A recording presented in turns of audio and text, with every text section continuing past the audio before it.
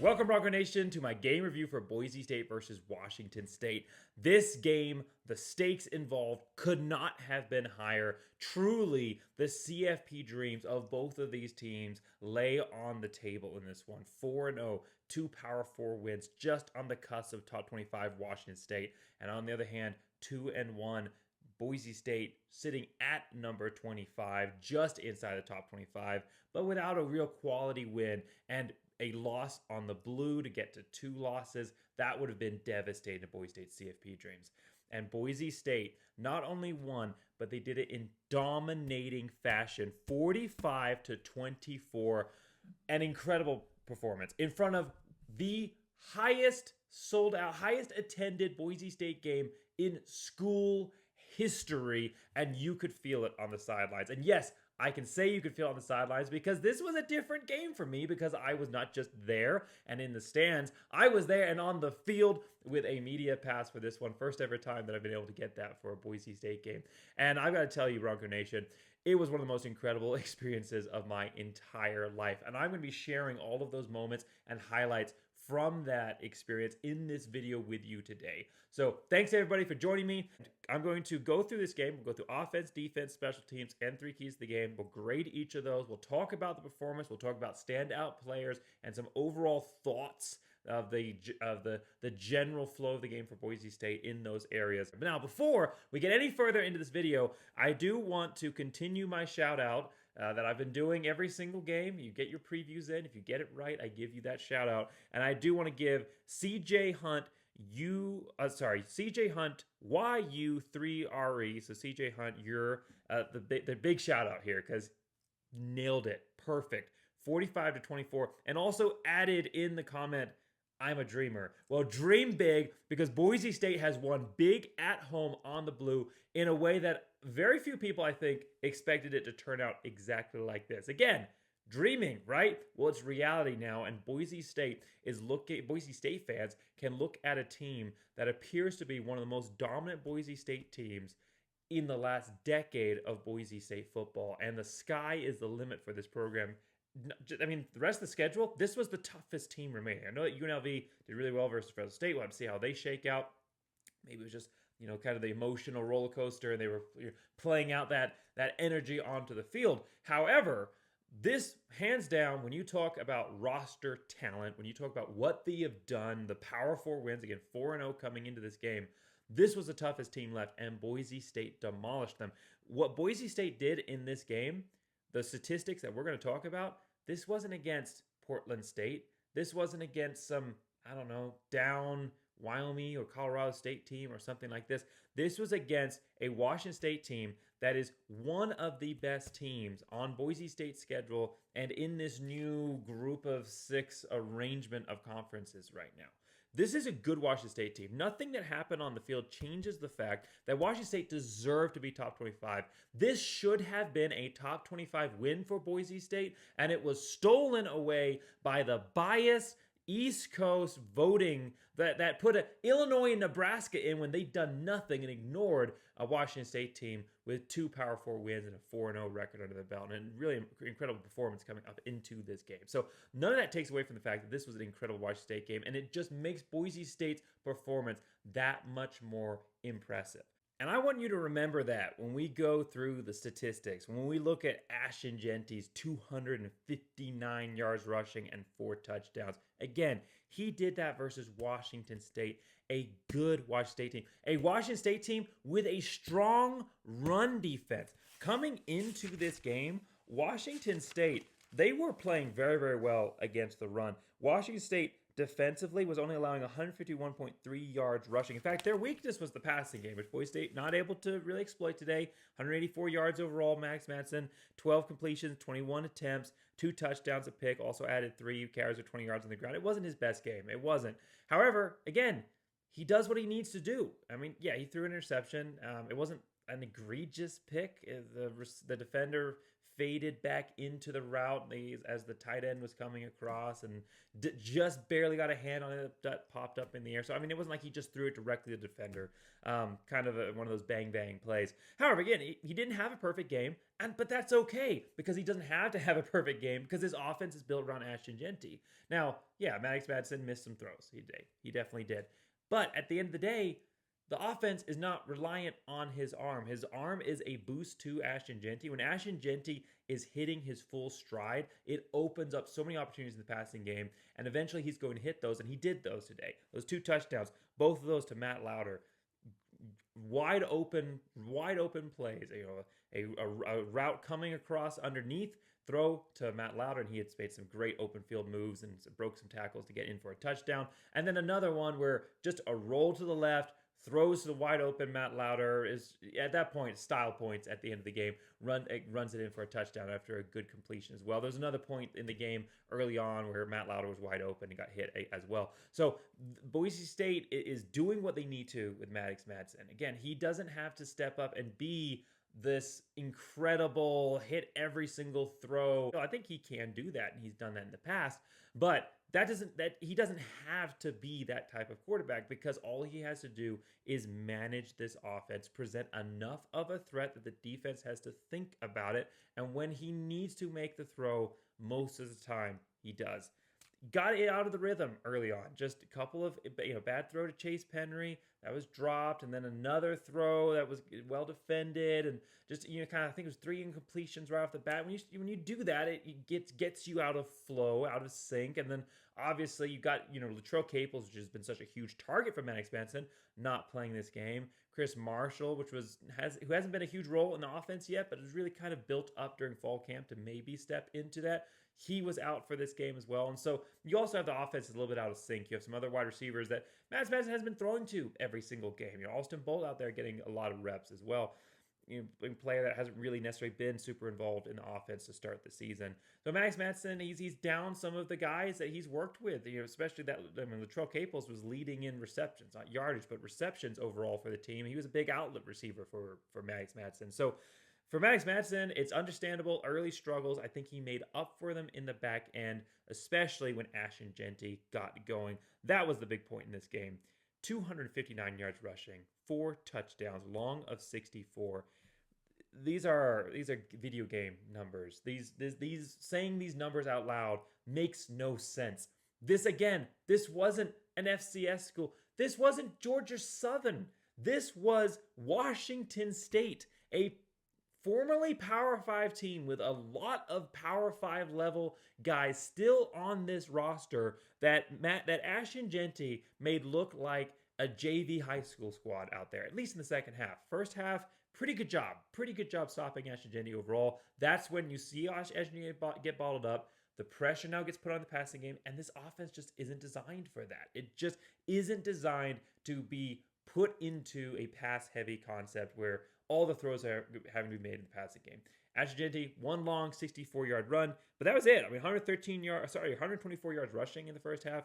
Most of that on that first run. And there was also a run by Maddox Madsen that was about 15 yards as well. So after that, Ashton Jeanty mostly balled up in the first half, but he is a back that gets stronger as the game goes on. You can only contain him for so long. And in the second half, over 150 plus yards rushing, 2 touchdowns in the first half, 2 touchdowns in the second half.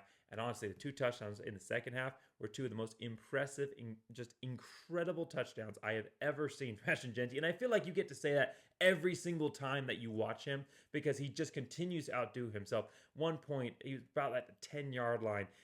Gets handed the ball, should be down after a yard or 2, and he refuses to go down. I know you hear that term thrown around a lot, refuses to go down, and I think it's a bit of a cliche. But with Ashton Jeanty, it is quite legitimately the only way to describe what he does. He broke through 6 tackles, not arm tackles.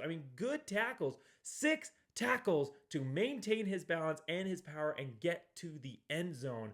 It reminded me of some of Ian Johnson's runs where, he just got down there and he was going into the end zone no matter what he did. Ashton Jeanty, at this point, I think we can clearly say that he is the greatest player of all time for Boise State.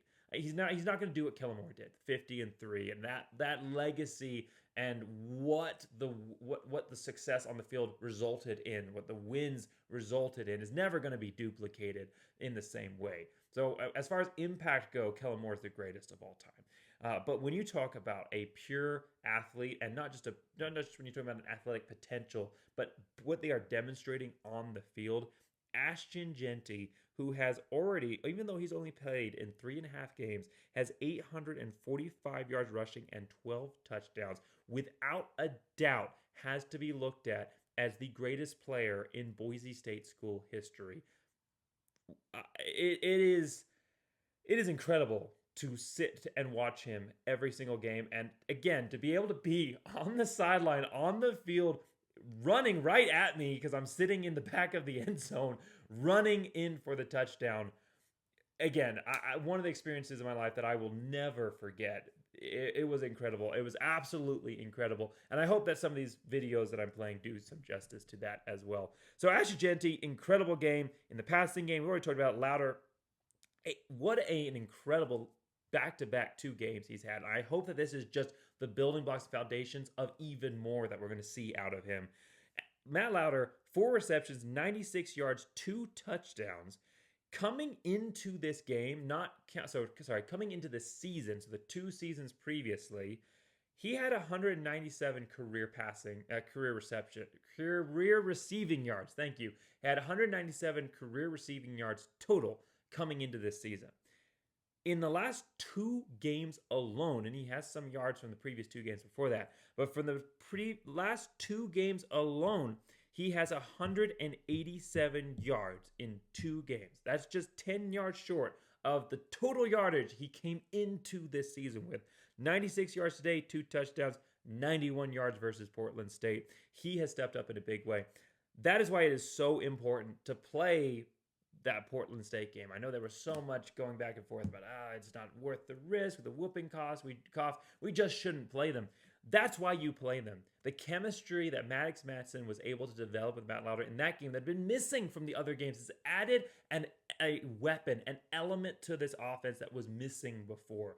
Cam Camper, Matt Louder together. If Caples can come back, or someone else can build it, maybe Cam Bates can build into that underneath outlet role. This is a passing game that now actually starts to become potent and maybe even able to stand on its own legs. I think, again, it's young and it's in development right now, and it's not the focus.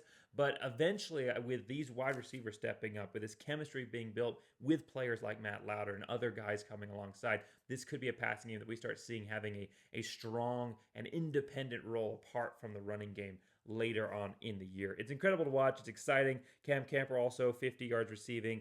Chase Penry was a big, heavy target. I mean, Chase Penry stepping up into that Latrell Caples role. I think that's who you see him replacing. And he got a lot of targets. Again, the first 2 attempts were both to Chase Penry. Finally got one to him. He had 3 receptions for 26 yards. And then Cam Bates also. I love seeing Cam Bates continue to be used in this offense. That kid has so much potential. He's an explosive athlete. He can run the ball. He can pass the ball. He can catch the ball. He needs to be used. He's using the kick return today. Boise State is realizing the potential that they have with Cam Bates and trying to find ways to use him in the offense. And I think that he has a extremely exciting future here with Boise State. And so just aside from the pure statistics, just some overall thoughts. And I've already kind of hit on a couple of these, but just overall, the tight ends are definitely a focus in this offense once again. I think they've been in focus all season. I really think they have. I just don't think that Boise State was getting the production value out of them that they wanted to. Only a couple receptions here and there. And I think a large part of that was just them not necessarily being open or being on the same page. And again, that's why it's so important to play the games like Portland State to develop that chemistry. This last point that I have here for Boise State offensively, and it's not something we've been able to say about Boise State for a long time. Several, going back to Brian Harsin, is that Boise State is a 4th quarter team. That is amazing to hear as a Boise State fan. How many games have we lost over the last many years? Again, going back to Brian Harsin, because the second half, we didn't come out and compete. where, we drop a 3-score lead to Colorado State, or we allow a UCF to come back. I mean, I'm not going to go through every single one of our failures here, but how many times has that happened? It doesn't happen under Spencer Danielson. Versus Georgia Southern, 20 points in the fourth quarter. Versus Oregon, 14 points in the fourth quarter. Versus Washington State, 21 points in the fourth quarter. Boise State may fade a little bit at some point in the game. That's natural for any team. You're not going to stay on it and be 100% the entire time. If you do have a perfect game like that, once in a lifetime kind of opportunity, offensive coordinators are super excited, but it's not going to happen every matchup. You're going to have a point where you flag a little bit. You run out of gas in the tank, and you have to find a way to keep on pushing and to make the adjustments and come back. And Boise State is doing that. There's so many elements to this. The first off, I think, is obviously having Dirk Cutter, a coach that is so experienced as an offensive coordinator that he has his playbook, his options that he can go to strategically. I mean, could fill all the Encyclopedias Britannica. I mean, he has such an incredible, vast storage of knowledge that he can go to and draw on when the offense he's running just isn't working and they're making adjustments. They're not going to be able to adjust him offensively if he's making the correct reads, which I think most of the time he does. And so, obviously, Dirk Cutter. Then you also have the players. I mean, the players themselves are incredible, right? The players are fighting with an energy and a passion that I don't know if we've seen at the same level from Boise State teams of the past. And they are elite enough that eventually they're going to wear you down. Again, you can only stop Ashton Jeanty for so long. Eventually, he's going to wear on you so much that spark that you were showing earlier is going to get put out by the Ashton Jeanty Express as it steamrolls its way into the end zone. But the final point I think that is important with this and why Boise State is a fourth quarter team is because of Spencer Danielson. Fourth quarter teams, it's all about your mentality. How are you continuing to approach the game? How are you continuing to attack it? Are your players, no matter what the circumstances of the game around them, are they still fighting like it's 0-0 in the first quarter? And Spencer Danielson brings out the best in these guys. We heard so much of that when he was hired, and it was a big reason why this team wanted him to be brought on.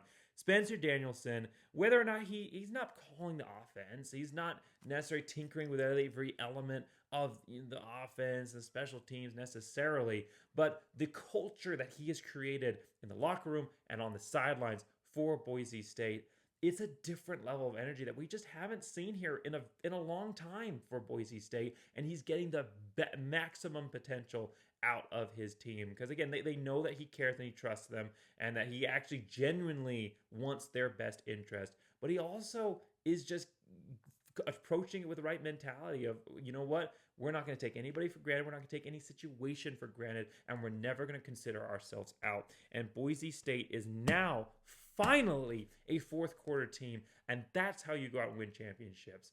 You're not going to win them in the first half. You're going to win them in the second half when you're tired, when your depth is being tested against a Washington State team that roster-wise is at least as strong, if not stronger than you.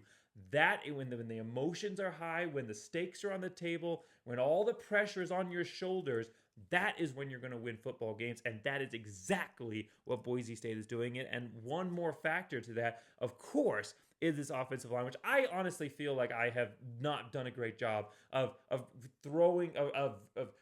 singing their praises on this channel, because the offensive line for Boise State, from Hall Schmidt and everybody else, has been absolutely incredible in this season. And part of it is not that they're just coming out and dominating players all the way throughout. I mean, first half versus Washington State, it wasn't necessarily the best performance from this offensive line. They were getting through. There was pressure on Max Madsen. They were stopping Ashton Jeanty. They were getting him down in the backfield. But they are making the adjustments. We've seen that all season. The offensive staff are doing an incredible job of coaching, building, and developing these players so they get next man up mentality. Anybody can step in and be successful right now for this Boise State offensive line. I wouldn't say anybody. Boise State's got some great athletes there depth-wise on this offense. But anybody what I mean by that is any of these players that aren't necessarily familiar with the scheme because they weren't the starters, can step into that scheme and they've been prepared like they are starters. But at the same time, they are making the right adjustments for what the defensive scheme is giving them. And it's again, at the next level, maximizing that potential. The other element here is not just the adjustments. Just like Ashton Jeanty, you cannot stop this offensive line for the entire game. Eventually, they are going to wear you down, and you're going to pay those dividends in the fourth quarter. This Boise State offensive line, I think we might be at a point where we're looking at them as one of the greatest in school history. I mean, that's high laudable praise, because we have had incredible offensive lines at Boise State. At least, especially going back to like the Kellen Moore era and those days, and then you put the 2014 offensive line after they kind of got their stuff together. The first half was fantastic too. Boise State's had great offensive linemen, but this offensive line for Boise State, because Ashton Jeanty doesn't just do that. He does to a certain extent, but he doesn't have the maximum level of production that he has, where he's getting into the second level and being able to make those moves and hit those holes with a full head of steam, because there's nobody in the backfield coming to stop him. You don't do all of that. You don't get to see the Ashton Jeanty show without this offensive line, and it is absolutely incredible with the product they put on the field, because again, they looked great against Georgia Southern. They looked great against Portland State. And honestly, I thought they looked really good versus Oregon, but they looked dominant versus Washington State, who is Washington State. Again, the fact that this was a blowout win does not mean that Washington State's not a good team. They still deserve to be a top 25 program, or at least deserved to be a top 25 program. That's the level of competition that we played today. That's the level of competition that this offensive line, Ashton Jeanty, and the rest of this offense went up against. Solid A performance overall. A little less mistakes there overall in passing game will be A+. It's right on the edge. But, I mean, this is pretty much close to what I predicted offensively for Boise State. I said 49 points. He had 45. What I did not expect, I actually expected the passing game to maybe step up, rise up a little bit offensively. What I did not expect was what Ashton Jeanty did today. I thought he'd have a great game. I didn't think that he'd have another 260 almost yards rushing and 4 touchdowns. He is absolutely unbelievable, and I can't believe that I get to tell my grandkids one day, oh yeah, I was there on the field when Ashton Jeanty, he ran right by me. I mean, it's amazing what he is doing on the field right now. But I'm going to say equally amazing. I really am, and I know that's high praise, but I'm going to say equally amazing is this Boise State defense. Ashton Jeanty was incredible last season. I mean, this is not like he's having to step up over and make up for something, mistakes from the past. He was amazing last year, and he's even more amazing this year. Boise State's defense last year was not. Boise State's defense in the first game was not. But what we have seen out of Boise State's defense versus Oregon, versus Portland State, and today versus Washington State is mind-blowing. Because, again, not only are they playing at an elite level, which I did not expect, at least this early in the season, from this Boise State defense. Not only are they playing at elite level, but you're comparing it to where they came from, which was not up to Boise State standards, and that's just a fact. And I think that they would tell you that as well. And especially if you look at the numbers offensively that they gave up, and yet they've gone from that week 1, 2023, whatever, they've gone from that to what we are seeing on the field today, and it is absolutely incredible. I think you're seeing the impact of not just Shenander there at the defensive coordinator position, but also Spencer Danielson there at least acting as a sounding board to be able to bounce ideas off of and come up with these schemes. The two of those heads together are turning a Boise State defense that looked like it was a liability versus Georgia Southern into a team that gave up only 24 points versus a Washington State team that, I mean, they haven't necessarily been scoring like prolifically, but I mean, that San Jose State game, they did a lot. And offensively, they've been putting up a ton of yards, 515 yards per game. Boise State held them to 416, and that included a garbage time final touchdown of 75 yards. Honestly, Boise State held this team to 17 points. Again, garbage time touchdown. They let them score kind of situation. I don't know. I mean, let them score. I mean, obviously, they were still trying to keep them out, but the intensity level wasn't there. Just let them eat up the clock. They were down by 45 to 17 at that point. They weren't coming back. So this is a Boise State team that, for all essential purposes, when the game was still in hand, when both teams were playing at their top level, held them to 17 points, which I thought was impossible versus this Washington State team. Because most importantly, I didn't think they could stop Mateer. I just did not think that they could stop this running quarterback, a running quarterback that put up almost 200 yards rushing versus Texas Tech. who has a good arm too. He throws off platform better than almost any quarterback that I've seen, at least this season. He can be running in one direction, jump, stop, change his hips in midair, and throw a perfect pass. Cross his body, middle of the field, wherever. He can hit you anywhere on the field while on the run. He is an absolutely amazing quarterback. He is the best quarterback left on the schedule for Boise State, and Boise State essentially shut him down. Overall, offensively, 327 yards passing. That's fantastic. I mean, that's really great that overall they were put up that yards. But again, almost 75 of that came on that last drive. Most of that was through the air. Overall, for Boise State in this game, incredible individual performances, but overall held Washington State to 89 yards rushing. Held Mateer, who again, incredible running quarterback for Washington State, has been putting up, averaging 7+ yards per carry. If I can read, I'll actually read you the exact statistic here versus trying to pull a number out of my head. John Mateer, he had 425 yards rushing this season coming into this game, 7.5 yard average, long of 68. Boise State held that quarterback, John Mateer, to 28 yards rushing, which of course includes sacks, but that was on 20 attempts, and 1.4 yards. That's it. Against a quarterback who should have, based on precedent, been able to run all through his Boise State defense, and he didn't. Boise State has figured out how to stop the running quarterback. That has been our Achilles heel for at least through the Avalos era, at least through the last 3 years. That has been the biggest Achilles heel of Boise State football. Obviously, secondary's had its own issues, but consistently throughout all that time, the one quarterback that Boise State could not stop is the running quarterback, and they shut him down. This isn't Dylan Gabriel, who, while a confident rushing threat, he's not an elite talent, especially post-injury in the run game. Mateer is a legitimate running threat for Washington State. He's almost more effective on the ground than he is with his arm. And Boise State somehow managed to shut him down. Yeah, he had a 50-yard run here, but overall, he was not effective on the ground versus Boise State, and that was the difference maker in this one. I told you before, John Mateer's not going to beat you through the air.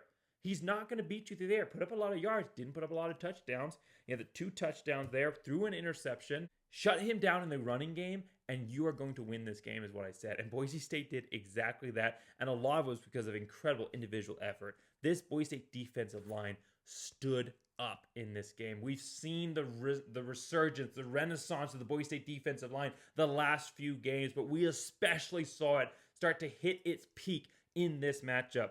Feely, Gums, Virgin Morgan, each of them had 1.5 or 1 sacks and 1.5 or 1 tackles for loss. Between the 3 of those players, you had 3.5 sacks and 4 tackles for loss.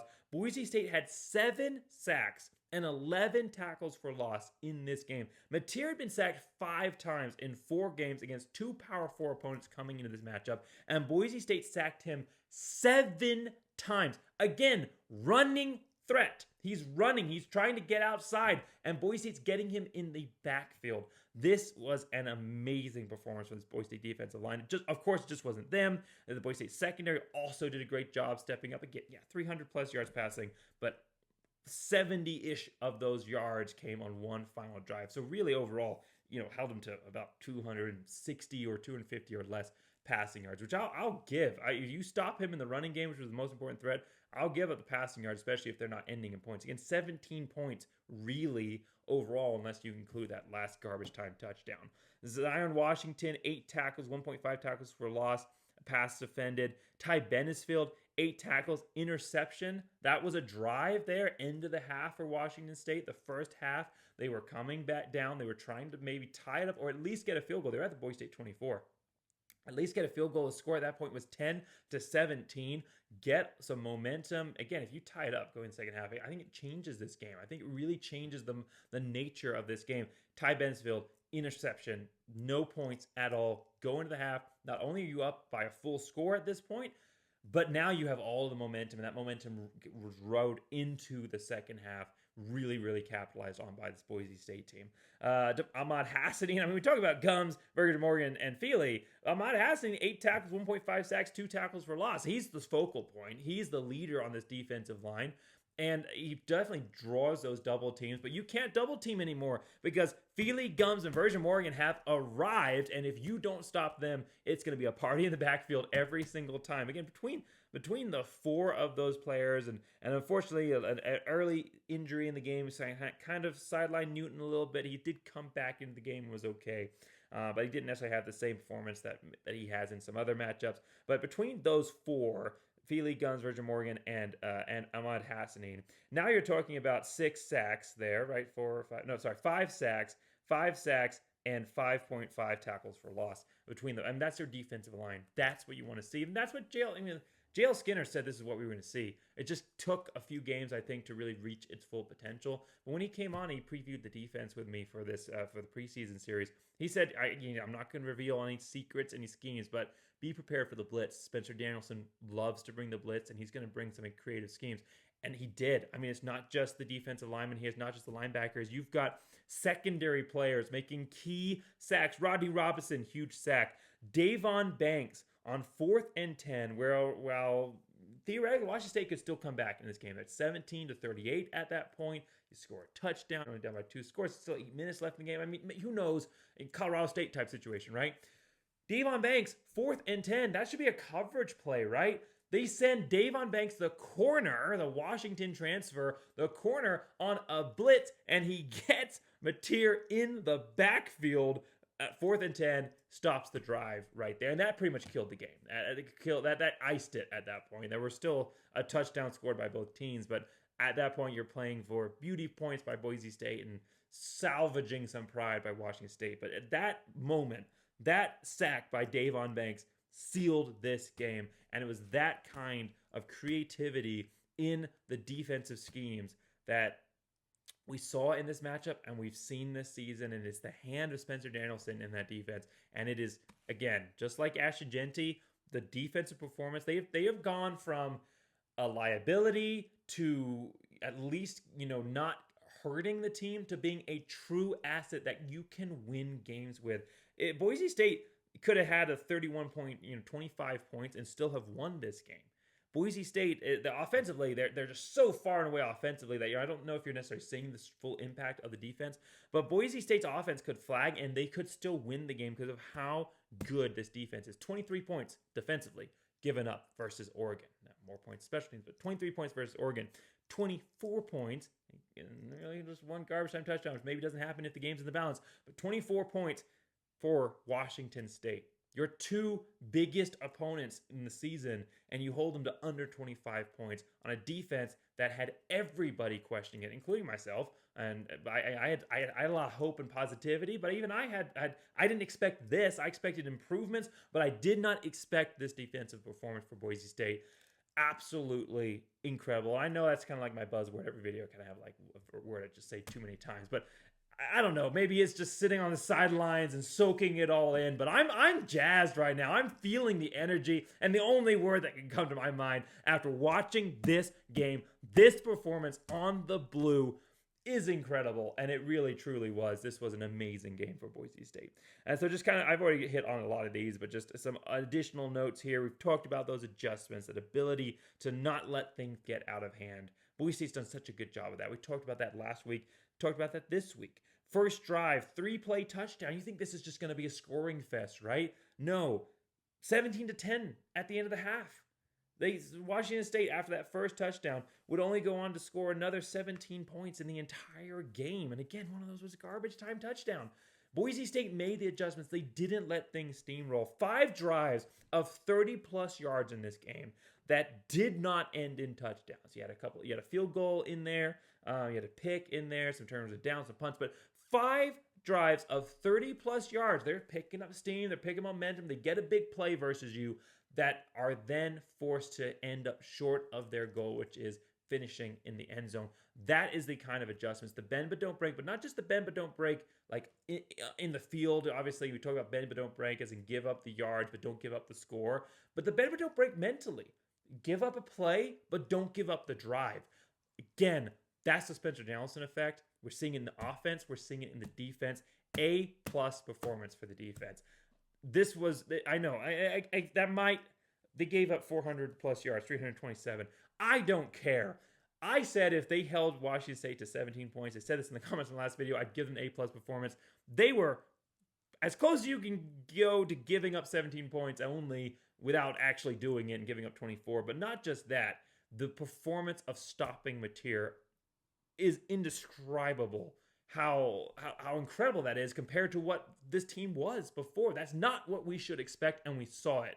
Their ability to, again, force these drives to stop when the momentum is with Washington State and reverse it. So many third and shorts that became fourth downs because the defense held, or third and shorts that became fourth and shorts, and then fourth and shorts that weren't converted because the defense held when it needed to.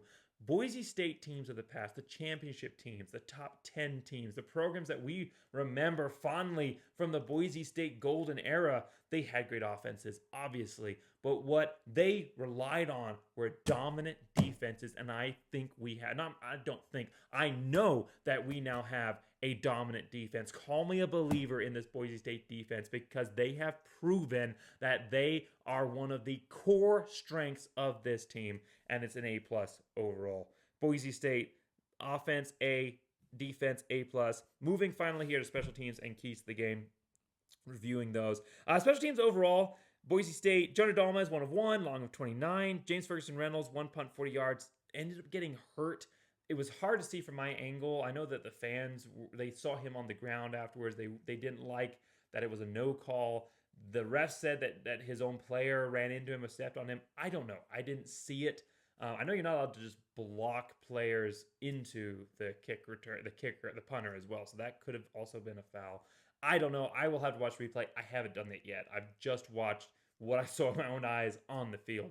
So I don't know exactly how it happened, but he didn't look good after that. He had to be assisted off the field.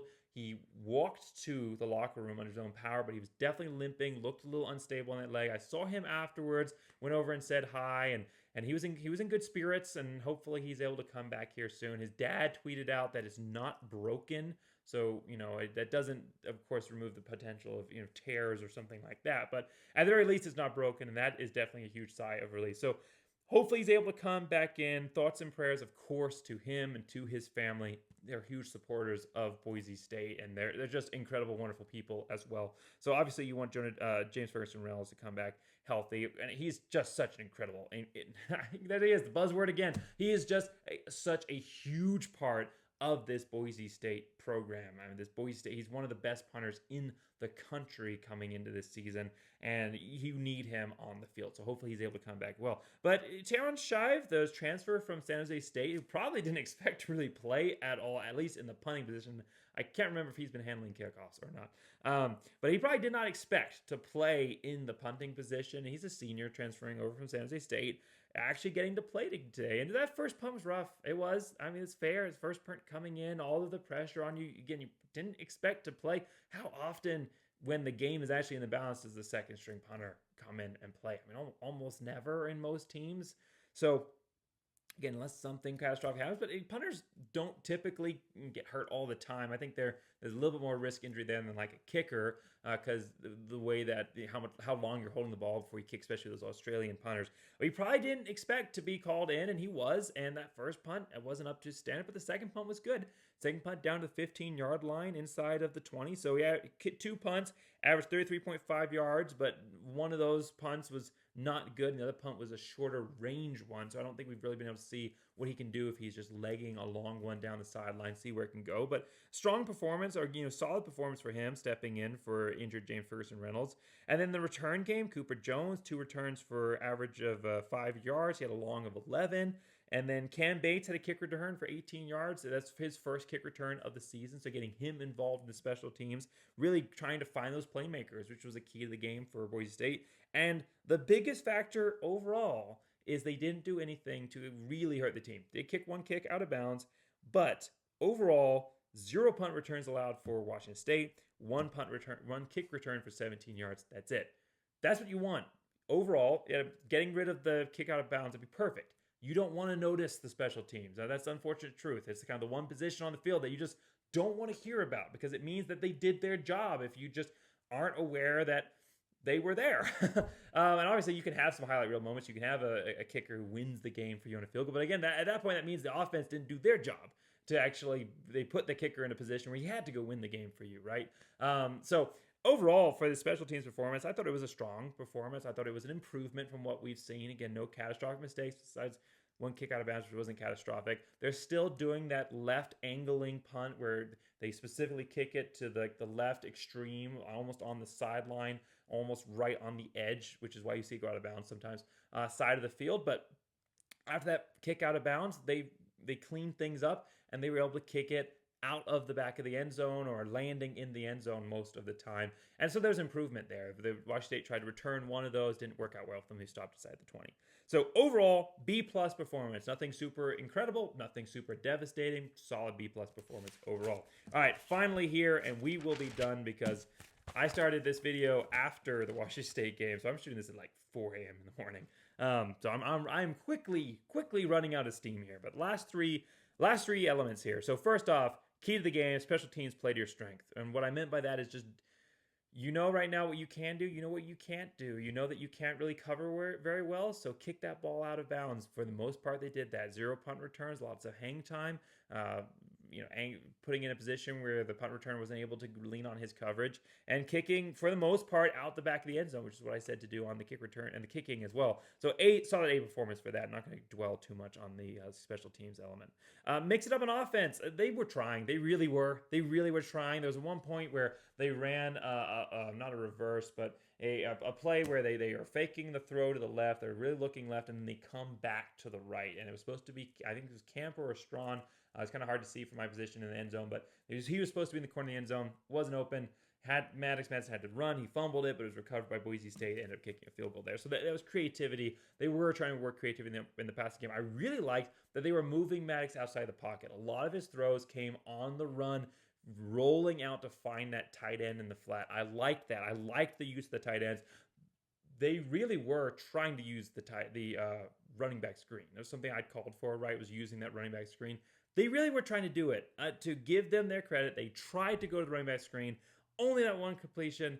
They just didn't really manage. It was well defended. They several times they did go to the screen. One point they threw it. It was blown up. They were trying to get Ashton Jeanty involved in the screen, but Washington State was reading it well. They were well prepared for that. It just wasn't open. So the intentionality was there. They were mixing it up. No trick plays, but some very, very good creative plays that just didn't end up working out. And that's okay. The goal, the intentionality was there. I'm going to give them an A overall for mixing it up offensively. And the final key, and really what I thought was the most important key in this game, shut down the quarterback run. We have discussed that ad nauseum. A+ performance for this Boise State defense in shutting down the quarterback run. So that's it. That's the review here for Boise State. This has been an incredible weekend, one of the best in my life. Obviously, I got to do some incredible things as well. Got to do some stuff with Boise State esports. There'll be a video on that coming out here in hopefully the next few days. Might be a week or so before I can work on that. Where I got to be in an incredible studio experience, one that I'm definitely not going to be able to replicate again unless I get the opportunity to come back and do that at Boise State's esports. And obviously, this is not the same level of studio experience. So this is in my grandma's art room, shooting it before I go home. But I will be making some improvements and adding, finally getting some stuff up on the wall. Some from this very trip, some jerseys and that kind of thing. But finally getting some stuff up on the wall for my studio back at home. So look forward to some improvements there as we finally start to put it all together post-move for me. So thanks so much for watching. I hope that you enjoyed this incredible experience. This was an awesome time coming to this Boise State game, getting to hang out with Bronco Nation, getting to meet so many of you, or say some of you, a lot of you I've already met, and getting to say hi to so many of you again, getting to talk to the players, getting to talk to the parents, and of course just the entire media sideline experience. An experience I will never forget. So a huge thank you to Boise State for giving me that opportunity. So to close out the video here, I'm actually going to hand this off to the on-field representative for Bronco Nation. So over to you. All right, well, Bronco Nation, that is a wrap. 45-24. What an incredible game. Thanks so much for watching. Make sure to like, subscribe, and as always, go Big Blue!